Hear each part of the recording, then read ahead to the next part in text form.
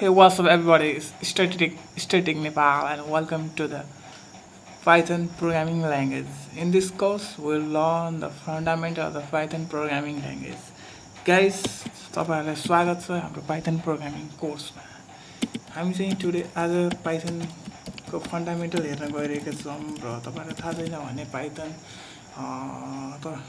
तपाईँहरू Python dot ORG साइटमा गएर पाइथन डाउनलोड गर्नुहोस्। अहिलेको लेटेस्ट भर्जन भनेको 3.9.6 हो।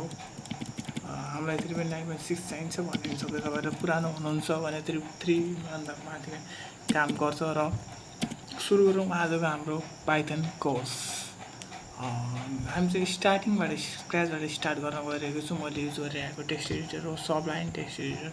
तपाईँहरूले जुनसुकै युज गर्न सक्नुहुन्छ, visual studio code, python or any text editor. र हामी सुरु गर्न गइरहेको यो भिडियो चाहिँ एकदमै एब्सोल्युट बिगिनरको लागि टार्गेट गरेर बनाइएको हो।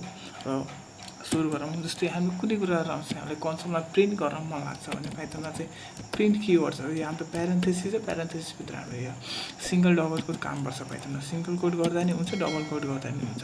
अनलाइक C++ जस्तो हाम्रो सेमिकलन हुँदैन। अनि जस्तै हामी हेलो वर्ल्ड लेख्छौँ र हाम्रो प्रोग्रामलाई कन्सोलमा प्रिन्ट गर्छौँ। यसको लागि चाहिँ म सबलाई युज गरिरहेको छु, त्यही भएर कन्ट्रोल B गर्छु। हेलो वर्ल्ड एक्सपेक्टेड आउटपुट आएको छ। र तपाईँहरूले कन्सोलमा प्रिन्ट गर्न मन लाग्छ भने पहिला तपाईँको कन्ट्रोल एन छ होला, कन्ट्रोल S गर्नुहोस् र आफ्नो यो फोल्डरमा गएर CMD टाइप गर्नुहोस्। तपाईँहरू विन्डोमा आउनुहुन्छ भने हामी चाहिँ आफ्नो कन्टेन्टमा गइसकेको छौँ र तपाईँको फाइलको नाम के छ? हाम्रो फाइलको नाम main.py छ। त्यही भएर पाइथन भन्दा त सुरुमा पाइथन टाइप गर्नुहोस्।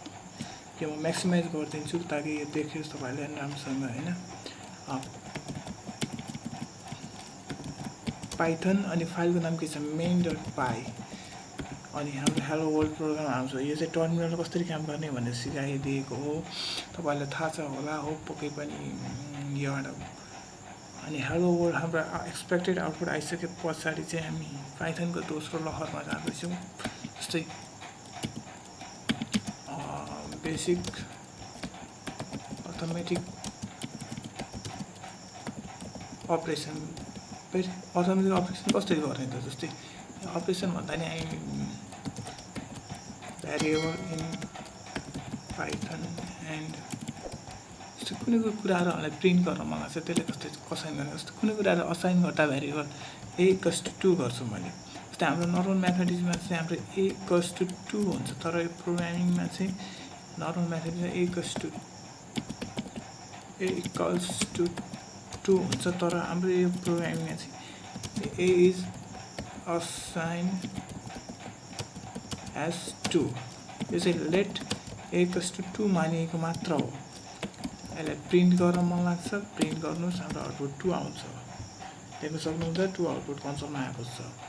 र मैले अर्को भेरिएबल बनाउँछु, B=2 गर्छु र यी दुईटालाई प्रिन्ट गर्न मन लाग्छ, A+B गर्छु। हाम्रो यो यही अपरेसन काम हुन्छ, प्रिन्ट हुँदा 4 आएको छ, होइन? मलाई अर्को भेरिएबल बनाएर एड गर्न मन लाग्यो, C भन्दा नि तपाईँले गर्न सक्नुहुन्छ, A+B D=A-B गर्न सक्नुहुन्छ,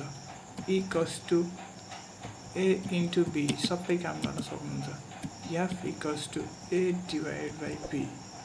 अनि यति कुराहरूलाई प्रिन्ट गर्न सक्नुहुन्छ। A+B मैले गरिसकेको छु। यसले हटाउँछु किन भन्दा चाहिँ हाम्रो C भेरिएबलमा स्टोर भइसकेको छ। C गर्छु, प्रिन्ट गर्छु, D गर्छु, प्रिन्ट गर्छु, E गर्छु। अहिले टर्मिनललाई मैले क्लोज गर्छु ताकि तपाईँले राम्रोसँग देख्न सक्नुहोस्। प्रिन्ट गर्छु, याद गर्छु। ल हाम्रो एक्सपेक्टेड आउटपुट तपाईँले क्यालकुलेट गरिसक्नु भएको छ होला, त्यही पनि यहाँ देख्न सक्नुहुन्छ एक्सपेक्टेड आउटपुट आएको छ। र आजको लागि यति नै। र अर्को भिडियोमा हामीले चाहिँ लजिकल अपरेटरहरू, हामी स्ट्रिङ भनेको के हो, हामी त्यो कुरा गर्छौँ। र अहिले यति नै। र स्टेटेक च्यानलमा रहनुभएको सबैहरूलाई सब्सक्राइब लाइक सेयर सब्सक्राइब गरेर बस्दिनु होला र चाँडै नै भिडियो अर्को आउँदैछ।